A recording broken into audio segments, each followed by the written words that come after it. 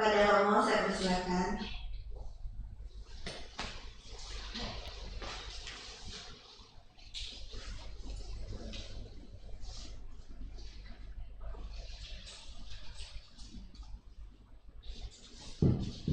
Iya, Bapak Ibu Saudara-saudara, selamat pagi. Namo Buddhaya. Namo Buddhaya. Ini ada kesalahan teknis ya. Kesalahan teknis ini, saya ini mahasiswa dari Muhammadiyah, ada KKN di sini. Jadi kita begini lah, yang nama desa anaknya. Cuman begitu saya sudah masih kalau saya begini. Jadi ini nanti yang akan dibawakan oleh dia Rama juga, Rama Henry ya. Ya silakan Rama Henry. Maaf itu ya, jadi ada kesalahan teknis. Ya silakan. Kalau mungkin kalau memang butuh itu kita catat ya, nanti aja datanya. Iya. Selanjutnya kita apa ini? Lombaran di sini silakan aja. Di tiap minggu di. Iya. Ini ada 12 kali pertemuan. Iya, kalau pasti kita bikin aja ini ya. Jadi nanti juga Daniel aja.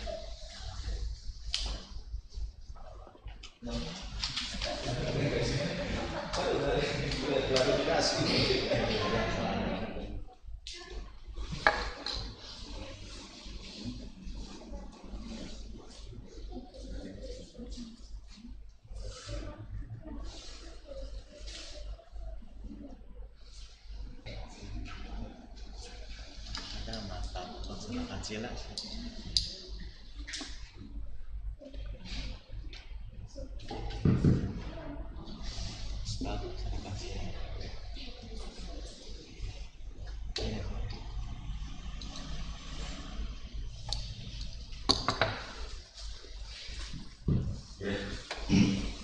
Bapak Ibu serta saudara-saudara sekalian, sebelum kita mulai saya memang pada pagi hari ini mari kita kembali rangkakan kedua tangan kita depan dada, kita harumkan Buddha Beda Sambuddha.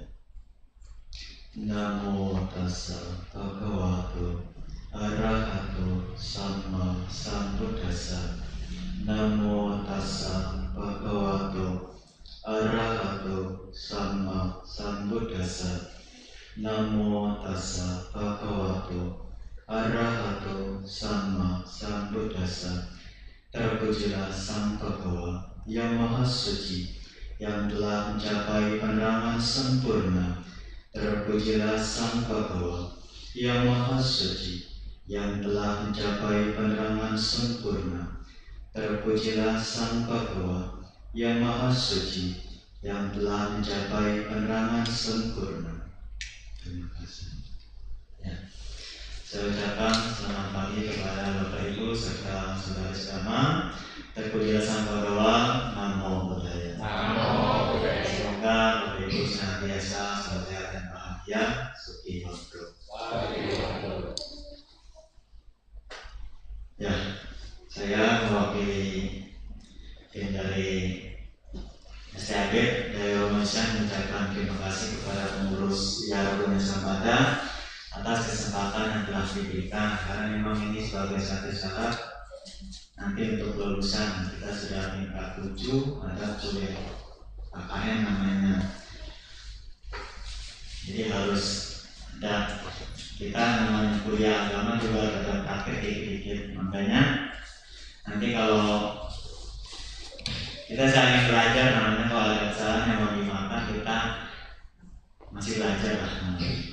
Jadi saya sekali lagi mengucapkan terima kasih kepada pihak pengurus, dan nanti pun saya nggak lama nanti ganti-gantian karena di sini ada beberapa.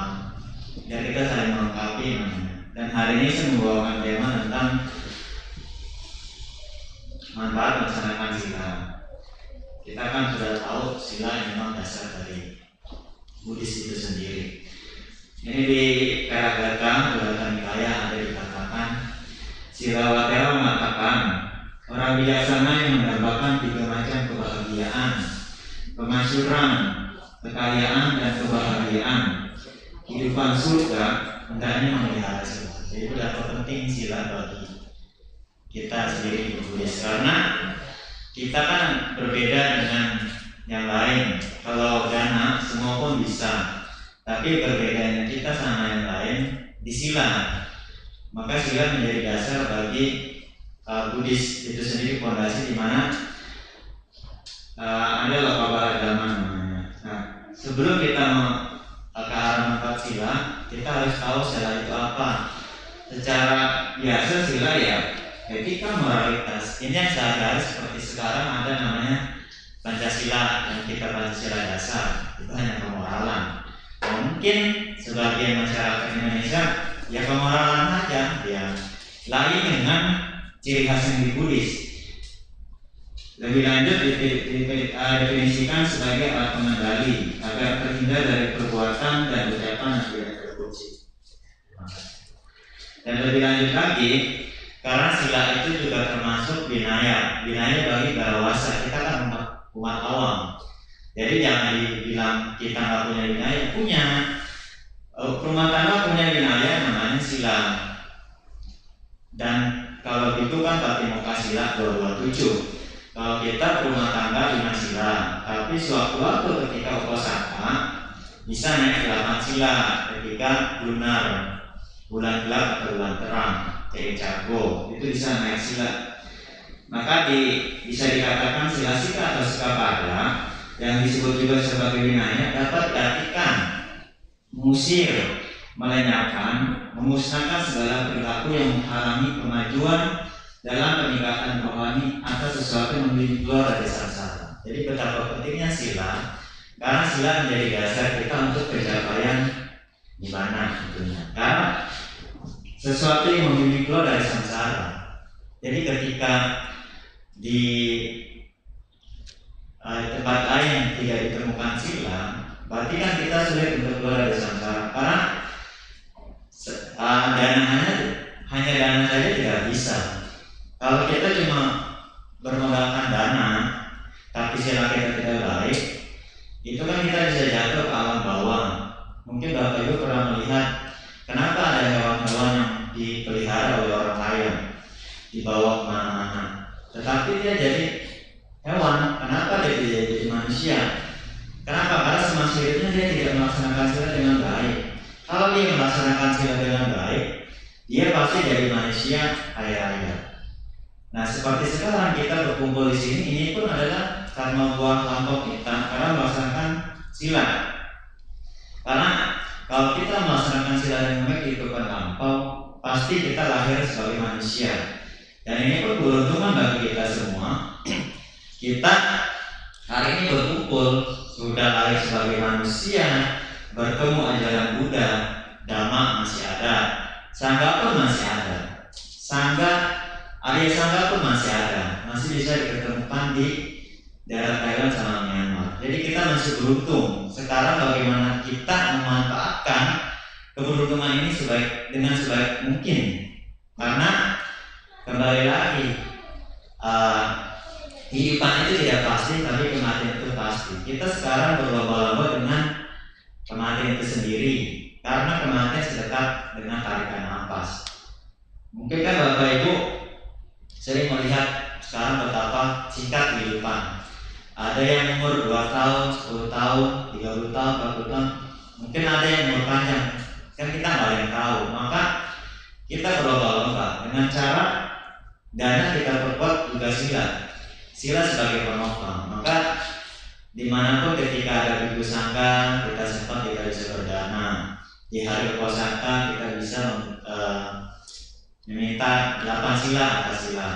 Pun kalau kondisi mendukung bisa ikut sila carini atau palaja bagi laki-laki. Itu suatu peningkatan batin. Dan kita sudah mengerti bahwa sila itu untuk memusnahkan segala perilaku yang menghalangi kemajuan dalam peningkatan rohani. Ia membimbing kita keluar dari samsara. Jadi betapa pentingnya sila. Nah, inilah sebab terdekat dari sila yang tadi saya katakan. Sila itu nggak mungkin tiba-tiba dia muncul. Dia akan muncul kalau kita punya Lokaparadama, diri dan otapa. Yaitu diri rasa malu untuk berbuat jahat dan otapa takut akan akibat Jadi ketika kita sudah mengambil 5 sila sebagai pegangan kita, kemudian kita punya diri dan otapa, kita pasti akan menjaga batin kita untuk tidak melanggar dong. Maka kalau kita punya diri dan otapa inilah penjaga sila kita. Ketika kita sudah pegang 5 sila, kalau punya diri dan otapa, kita nggak mungkin akan melanggar. Pasti kita, oh sayang saya sudah pegang sila 5 sila. Terlebih kalau kita minta kepada Ibu Sangga Ardana di Sarana Pancasila, sungguh sayang kalau kita lambat. Maka kalau kita bisa pegang diri dan otapa ini sebagai kepala dhamma, jalan kita akan lancar karena kehidupan kita akan lebih baik. Karena diri dan otapa ini adalah penjaga kehidupan kita. Karena kalau tanpa sila, nanti kan karena lihat dana di atas dana kan sila, jadi dana menopang sila. Sila kalau kita punya sila yang baik, itu akan menopang meditasi kita menjadi tenang. Ketika meditasi kita tenang, kita akan mendapatkan kebijaksanaan. Lebih lanjut bisa mencapai pencerahan. Jadi sila itu penting, bukan hanya dana. Kalau dana, ya semua bisa. Tapi sila itu lebih penting daripada hanya dana. Maka ketika kita punya hiri dan otapa, loka pala dhamma, niscaya apapun yang kita harapkan itu dapat tercapai. Maka nanti akan ada dilanjutkan manfaat melaksanakan sila. Maka di Imaniya Sutta pun dijelaskan landasan dari konsentrasi dan kebiasaan itu sila. Jadi mungkin Bapak Ibu kalau baca di Sutta pun rata-rata itu menyangkut sila sama dipanya. Brahmajala Sutta pun membahas sila, moralitas, samadhi, panya. Akangkaya Sutta banyak. Jadi Buddha itu jangankan Brahmajala Sutta, ketika durhaka kita kepada 5 orang pertapa itu pun yang dibahas di Dhammacakkappavattana Sutta kan? Tentang sila, samadhi dan panya yang ada di dalam Mulia Buddha. Jadi dari awal pun Buddha sudah menerapkan sila, samadhi, panya. Ya kalau dipersingkat dana, sila, bhavana dan panya. Jadi kalau kita memiliki loka pala dhamma, benteng namanya benteng kita untuk menjaga sila kita menjadi baik, niscaya kehidupan kita juga menjadi baik.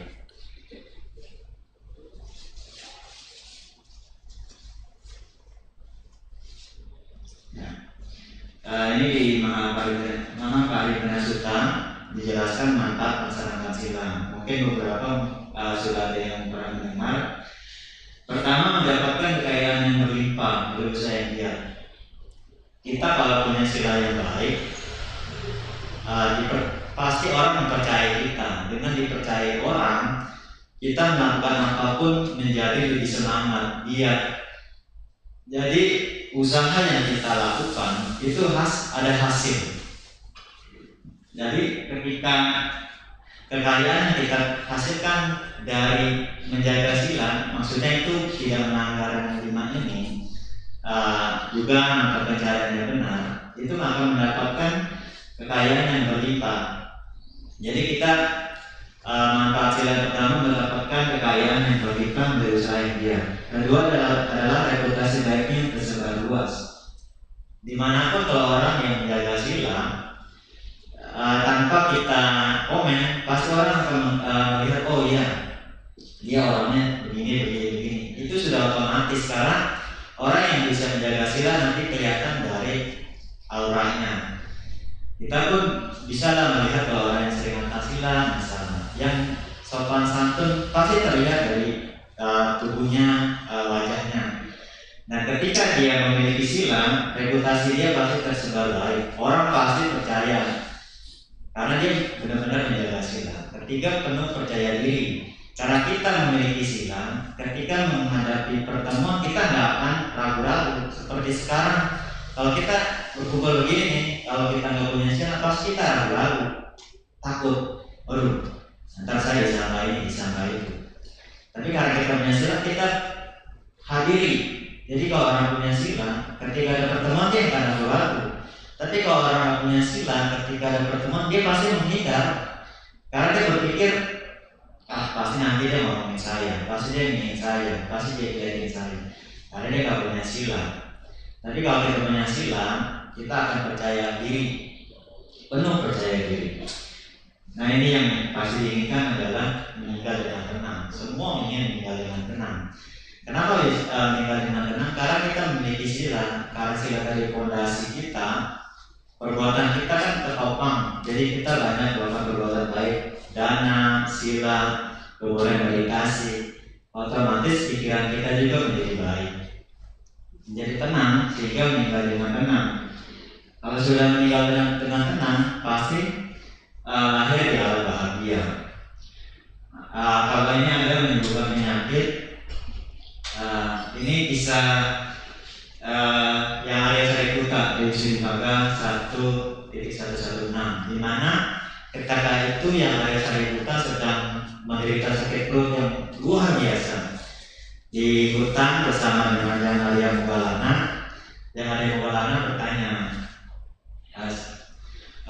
yang Moggallana bertanya, biasanya ketika sakit perut begini obatnya apa? Biasanya saya akan sembuh dengan minum bubur, makan bubur dicampur jahe sama rasa madu. Dikala itu dewa di hutan itu mendengar bahwa ini ada obat untuk penyembuhan penyakit yang ada Sariputta.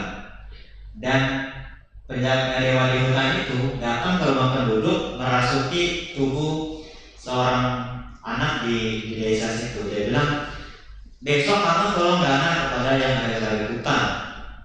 Kalau kamu besok dana bubur yang dicampur dengan resapan madu dan jahe itu, saya akan keluarin anak kamu. Ini anaknya jadi kerasukan. Nah saat pagi tiba yang dari Moggallana tidak kata, tepat di lewat rumah penduduk tersebut, dia dana seperti yang sudah disampaikan oleh dewa tadi. Sampai dana sudah diterima ke tempat yang ada Sariputta, diberikan. Yang ada Sariputta melihat bahwa ini bukannya murni, dia bilang, dananya ini ada campur tangan. Akhirnya dia tidak terima. Jadi dana itu dibuang ke tanah. Saat dana bubur tadi dibuang ke tanah, itu menjadi mendesis dan berbusa. Kemudian yang ada Sariputta mengatakan, saya lebih baik menjaga sila dengan kekuatan sila. Ini akan menyembuhkan diri sendiri daripada memakan yang bukan untuk saya. Itu kan betapa luar biasa dari sila. Sehingga tiba-tiba sakit perut yang tadinya luar biasa menjadi sembuh. Bukan karena bubur, tapi karena kemurnian sila yang ada Sariputta. Karena memang zaman Buddha kan banyak dewa-dewa yang sebetulnya ingin membantu para biku, cuman nggak mudah. Landasan bagi pencapaian yang bilang ini saya ada kisah-kisahnya, tapi nanti banyak karena nanti mungkin teman-teman nanti akan menambahkan. Ya, Bu Fitri atau Cida nanti akan menambahkan. Bu Fitri yang menambahkan. Ya, saya nggak.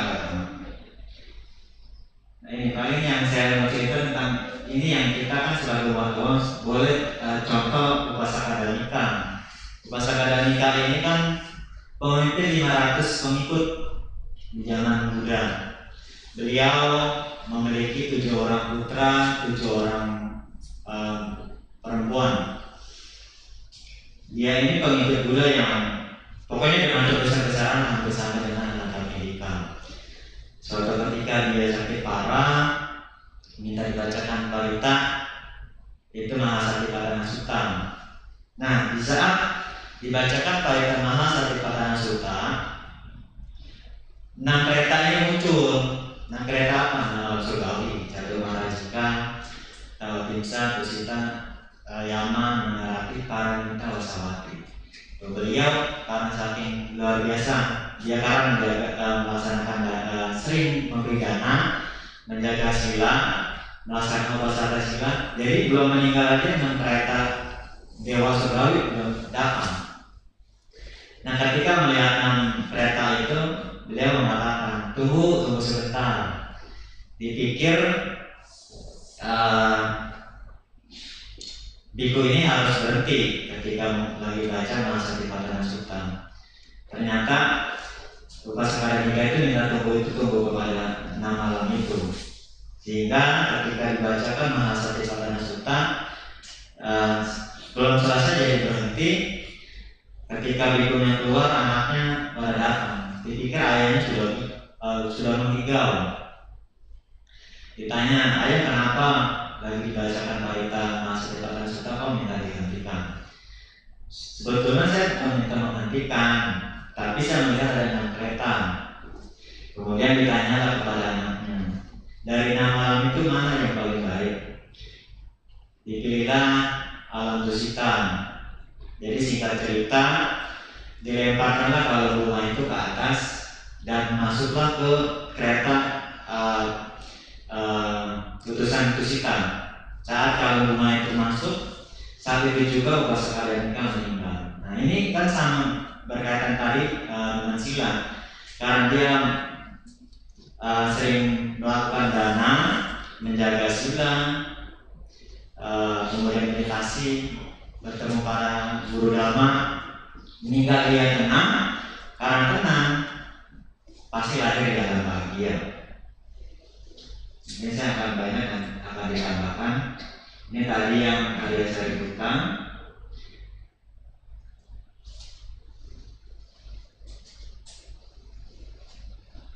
Nah, ini saya ambil dari dalam Padang bahwa tentang siapa saja yang memusnahkan makhluk hidup, berkata tidak benar di alam ini, mengambil yang tidak diberikan kepadanya, atau pergi bersama istri orang lain untuk memuaskan nafsu indria yang salah dan memuaskan diri demikian, memotong akar kebajikan dalam dirinya di alam ini. Jadi di zaman barat pun sudah dijelaskan bahwa kalau kita menangkap 5 sila, kita sudah memotong akar kebajikan dalam diri kita. Maka sila itu menjadi landasan paling awal untuk kita selain dana. Mungkin nanti dari teman-teman akan menambahkan, saya tidak akan panjang-panjang. Mungkin itu saja sedikit sharing dari saya. Nanti akan dilanjutkan oleh Ibu Fitri. Ya, mungkin itu saja dari saya. Terima kasih kepada Bapak Ibu atas perhatiannya. Selamat waktu Namo Buddhaya.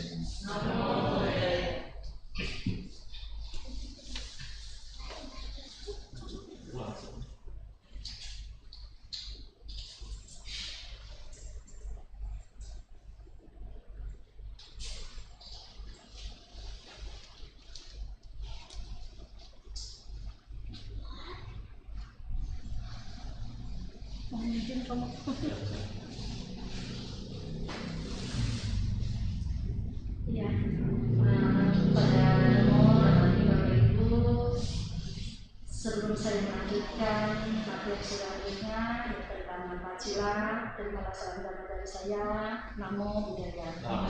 Terima Sang Buddha, Sote Hotu. Iya, saya tidak bisa bercerita, tapi tahu, cuma saya menambahkan.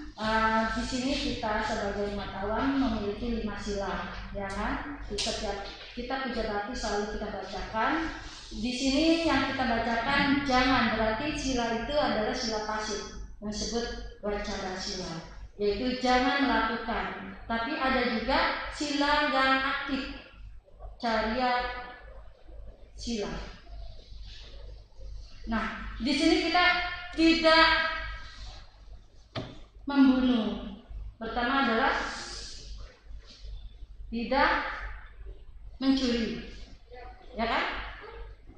Tadi sila-sila pertama jangan membunuh, berarti kita tidak menyakiti makhluk lain. Lalu yang aktifnya apa? Memancarkan cinta kasih kepada semua makhluk. Lalu tidak mencuri, itu adalah yang pasif. Lalu yang aktifnya apa? Kenapa kita harus mencuri? Semua kan butuh makan, ya, tidak perlu kita mencuri. Tapi ada yang aktif, bekerja.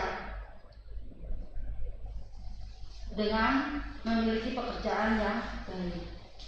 Lalu tidak berbuat asusila, itu adalah yang pasif, tidak menyakiti pasangan hidup kita, ya.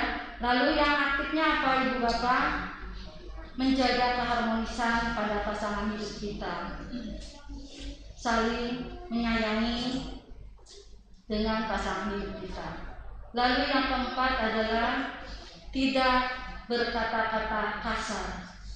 Semua orang ingin menerima perkataan yang jujur. Nah, yang aktifnya apa? Berkatalah yang baik. Tidak dengan kata-kata kasar, sinis, ya. Lalu yang aktifnya kita harus berkata-kata dengan baik, lembut, sopan, yang merasa tidak menyakiti perasaan orang lain. Lalu yang kelima adalah yang pasifnya, tidak, berarti tidak melakukan makan atau minum yang memabukkan. Lalu yang aktifnya apa? Berarti kita untuk meningkatkan kesadaran kita harus melakukan bhavana, meditasi. Jadi ingin menguatkan kesadaran kita agar kita tidak dikendalikan oleh perasaan kita sehingga merusak pikiran kita. Dengan pikiran kita yang dikendalikan jangan lemah, kita dapat dikendalikan oleh perasaan kita sehingga perasaan kesenang akan mendatangkan keserakahan. Tapi kalau kita dikendalikan oleh perasaan benci akan menimbulkan ketidaksenangan, akan menimbulkan kebencian. Nah itu tidak melakukan makanan atau minuman yang memabukkan, tidak melakukan, berarti tidak. Tapi yang sekarang aktifnya adalah kita melakukan bhavana untuk menguatkan kesadaran kita. Nah, itulah manfaat juga untuk sila yang kita lakukan. Jadi untuk mendapatkan tadi 5 manfaat itu, Ibu, ditambah adalah wirya dan kanti. Semangat melakukan perbuatan keberatan baik, kita juga harus memiliki kesadaran. Kalau kita tidak punya kesemangat tapi tidak memiliki kesadaran, akan membawa keserakahan juga, kebablasan melakukan yang tidak baik. Tapi kalau kita memiliki semangat dan memiliki kesadaran, akan membawa manfaat untuk kita semua yang menjalankan sila. Nah itu saya tambahkan mungkin dari teman-teman lain, Romo, Tanjisan, yang lain, Romo Rusli.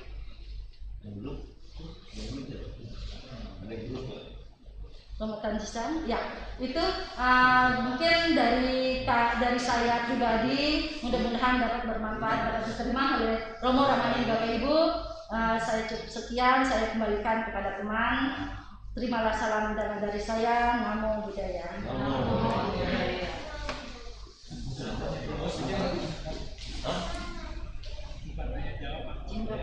Jawab aja. Ada tanya jawab ya? Ya, diskusi ya.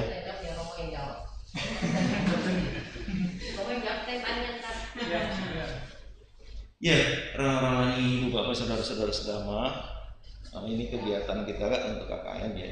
Jadi tema juga milih salah satu semua dapat bagiannya, tema-tema juga. Saya hanya menambahkan betapa dalam kehidupan kita ini pentingnya, ya kan, urgensinya manfaat sila ini. Ya. Ini adalah salah satu, sila ini adalah salah satu jaminan Dhamma Sang Buddha untuk kita terbebas dari penderitaan. Ya. Kalau kita memohon Pancasila, Aradhana Pancasila kepada Yang Mulia Bhikkhu Sangha akan menyatakan imami Pancasila padani. Siapa yang menjalankan sila? Siapa yang melaksanakan sila dengan sempurna? Jadi siapa Bapak Ibu? Jadi sekarang pertanyaannya, kok saya mau nanya ya? Ya nggak apa-apa kan, interaktif kan? Siapa yang akan masuk surga? Siapa yang akan masuk surga? Iya kan? Gitu loh. Ya kan pertanyaan itu. Jadi kalau di sini siapa ini bukan orang beragama. Ya kan? Bukan orang pangkat, bukan orang pemimpin, orang terkenal, orang kaya, bukan itu. Siapa yang menjalankan sila dengan sempurna? Kalau dia meninggal akan masuk alam sugati. Ini jaminan. Jaminan. Kalau udah dijamin gini, loh, kenapa sih? Ya kan? Kita nggak melakukan. Nah, yang jadi masalah, saya kan bilang bukan orang yang beragama. Jadi jangan GR, Bu. Sila Pancasila Buddhis itu hanya ini yang jadi masalah. Pancasila Buddhis ini cuma ada di ajaran Dhamma Sang Buddha. Itu loh, jadi masalah. Tapi kalau mereka di luar itu juga menjalankan sila, surganya umat Buddha, istilahnya ajaran Sang Buddha, siapa saja berhak kalau dia menjalankan sila dengan sempurna. Jadi jangan GR. Oh, cuman Buddhis yang punya sila. Nah sekarang pertanyaannya, ada nggak pandita atau bante dibilang, hei umat Buddha dijamin masuk surga? Ada nggak? Ada nggak, Bu? Umat Buddha dijamin masuk surga? Nggak ada. Bante udah menyatakan, imani Pancasila Banami silena sugati yanti. Jadi jadi yang jadi masalah itu yang saya bilang di luar sana itu nggak ada sila Pancasila Buddhis itu tidak ada. Ini kita yang Buddhis mengenal dan tiap kali kebaktian kita itu, lah kenapa ya kan udah tahu gitu, kenapa kita nggak melakukan, nggak melaksanakan? Nah itu terserah diri kita masing-masing. Kan udah jaminan nih, ada jaminan. Nah itu sila itu jaminan saja. Jaminan kalau kita melakukan sila di situ dikatakan. Kalau seandainya kekuatan karma masa lampau jadi manusia, wah itu lahir satu kaya, kedua cantik, kalau wanita, kalau laki pria itu ganteng, dan udah gitu dermawan dan mengenal ajaran benar. Kalau udah begitu, silena nibuting yanti, tiket nibbana udah ganteng, berarti ya kan? Kalau udah masuk sotapati, sotapana, 7 kali lagi kelahiran. Ya, saya rasa itu mungkin ibu bapak sudah ngerti, ya kan? Kita sama-sama, mari, ya kan? Introspeksi diri, kita sama-sama melakukan yang udah dijanjiin, jaminan, bukan janji, jaminan. Oke, saya rasa cukup sekian penambahan dari saya. Nah, mungkin ada interaktif, ya kan? Masa kaca, silakan nanti mahasiswa yang dari Dharma Buddha bisa ada yang menjawab. Ya silakan Bu, ini sesi tanya jawab. Jadi silakan kalau ada yang kurang dimengerti gitu, di luar tema juga nggak masalah. Ya, silakan. Ada Bu? Ada? Silakan ibu-ibu bapak yang ingin bertanya, yang ingin ditanyakan boleh.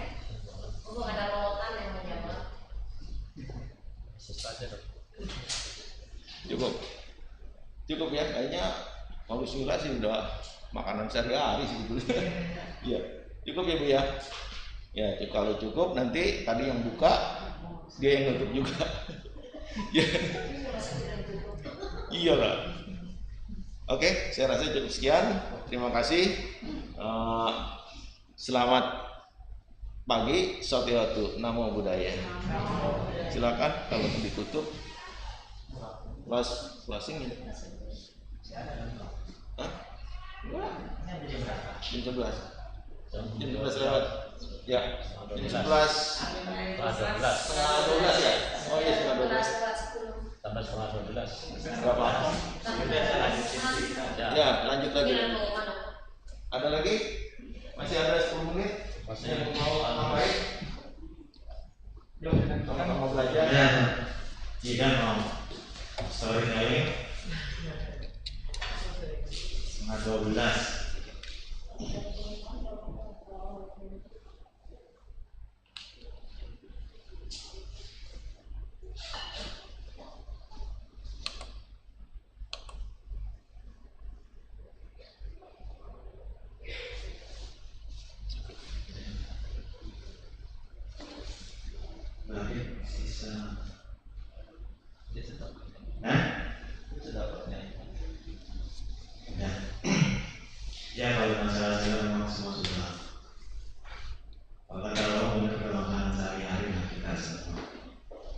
kita cari tamu kena suka aja, yang datang terang pulang pun terang, jangan kita udah datang terang pulang gelap.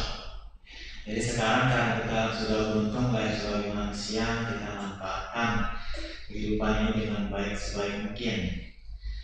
Karena namun sedikit dapat singkatnya kehidupan ini, jadi kita harus bisa manfaatkan.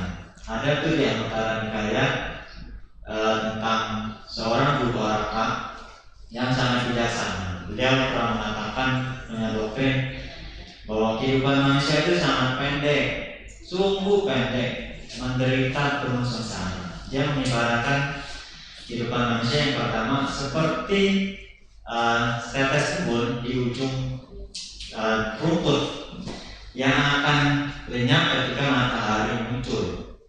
Nah, seperti itu kehidupan kita. Ketika sudah lahir, lenyap, lahir, lenyap. Yang kedua, ketika kita membereskan tongkat di air, langsung hilang. Seperti itu kehidupan manusia, sangat singkat, sungguh singkat. Dan seperti yang ketiga, seperti kita menggoreng daging ke dalam wajan itu panas dan dibiarkan menjadi gosong. Jadi betapa singkat kehidupan ini kita harus bisa manfaatkan. Karena tanpa kita sadari, tadi pun kita sudah merenungkan, aku wajar mengalami usia tua, aku wajar mengalami penyakit, aku wajar mengalami kematian. Apakah usia tua, sakit dan kematian hanya menimpa atau hanya menghampiri orang-orang tertentu? Kan tidak, semua pasti mengalami. Seperti saya juga mengalami, aku wajar mengalami penyakit, sekarang juga ada penyakit. Kemudian aku wajar mengalami usia tua, pasti usia tua. Muda bukan berarti tidak mengalami tua. Boleh jasmaninya kelihatan muda, tapi kan dalam juga mengalami kelatupan. Karena perenungan tadi usia tua, sakit dan kematian menghampiri siapapun, dan kita yang lahir di dunia tidak bisa menghindari kematian. Maka penting kita menjaga sila supaya ketika berharinya kehidupan ini jangan sampai kita gelap. Jadi datang terang pulang terang, jangan sampai udah datang terang pulang gelap. Karena di zaman Buddha pun ada udah datangnya terang, pulangnya gelap. Ada juga datangnya terang pulang gelap. Yang datang terang itu kan kayak Dewa datang, datang terang tapi pulang mampir kan dengan Auci, tapi nanti jadi Paceka Buddha. Tapi ada juga zaman Buddha itu ponakannya Anathapindika, lupa namanya. Beliau itu punya warisan jadi kaya raya ya. Cuman dia tidak bisa memanfaatkan kekayaan itu dengan baik. Jadi pakai koya-koya, punya istri pun tidak baik, tidak punya sila. Ketika menikah dipakai koya-koya, ketika dia menginjak seperempat kehidupan jatuh miskin jadi pengemis. Kemudian ketika dia jadi pengemis, Buddha melihat tersenyum, ditanya Mayang Ananda, Bagawa maka tersenyum. Ananda, seharusnya ketika dia di seperempat kehidupannya bisa memanfaatkan kaya dengan baik, dia akan menjadi orang paling kaya di negeri ini. Namun bila dia menjadi seorang guru, dia akan mencapai tingkat kesucian. Namun sayang, karena dia tidak menggunakan kesempatan itu dengan baik, dia menjadi miskin. Nah, karena dia menjadi miskin pengemis, dia tidak bisa menjaga sila. Akhirnya dia menjadi mencuri, membunuh untuk memenuhi isi perut dia. Yang secara tidak langsung itu mengarah kepada alam bawah. Jadi dia datangnya udah terang sebetulnya. Sayang pulangnya dia gelap. Nah kalau kayak kita, sekarang kita udah datang terang. Namun kan kita seperti Romo bilang kan memang tidak ada jaminan surga. Kita tidak bisa memilih. Namun kita bisa mengkondisikan. Saat ini kita kondisikan dengan banyak menyebut orang baik. Utama memang dana itu penting. Kemudian sila penopang semua, karena sila menopang bawana menopang panya. Dengan kita punya sila, memang sudah jaminan surga. Itu kita mengkondisikan di kehidupan sekarang. Dengan kita melaksanakan sila, niscaya semua hal-hal yang kita inginkan pasti tercapai. Dan intinya kita sudah datang terang, pasti pulangnya ingin terang lah. Datang terang, pulang terang. Kalau bisa pun ketika nanti kita berakhirnya kehidupan, kalau belum mencapai kita kesucian, kita bisa balik karena masih di zaman Buddha, ajaran Buddha masih ada, kita masih menjadi manusia, sehingga kita bisa menambah benih-benih yang sudah kita tanam. Seperti sekarang, dana sila kita sudah lakukan, meditasi kita sudah lakukan. Nanti akan terbawa kehidupan yang akan datang, itu akan menjadi habit. Siapa tahu sekarang kita belum bisa mencapai jana, nanti kehidupan datang bisa mencapai jana. Meditasi terus sampai jana, terus mencapai kita kesucian. Nggak ada yang tahu, kan kita memiliki parameter yang berbeda. Maka semoga dengan pembahasan kami dari PMSRD hari ini tentang manfaat melaksanakan sila, ini juga bisa menjadi bahan renungan bagi kita semua bahwa betapa beruntungnya kita sebagai manusia, sebagai umat Buddha, bahwa guru kita mempunyai ajaran yang sungguh luar biasa, utamanya tentang sila. Dengan kita melaksanakan sila dengan baik, itu selain kita bisa memiliki kekayaan duniawi, kebahagiaan tertinggi pun bisa kita capai. Semoga kita semua bisa sebelum maju dalam Buddha Dhamma. Sebelum saya akhiri, mari kita kembali rangkapan kedua tangan. Namo tassa bhagavato arahato sama sambuddhassa. Namo tassa bhagavato arahato sama sambuddhassa. Namo tassa bhagavato arahato sama sambuddhassa. Yang dumitang awamanggalanca yoja manapo sakunasa saro papagaho dusubinang akantang buddha nubawinang winasementu. Yang dumitang awamanggalanca yoja manapo sakunasa saro papagaho dusubinang akantang dhamma nubawinang winasementu. Yang dumitang awamanggalanca yoja manapo sakunasa saro papagaho dusubinang akantang sangga nubawinang winasementu. Sadu, sadu, sadu.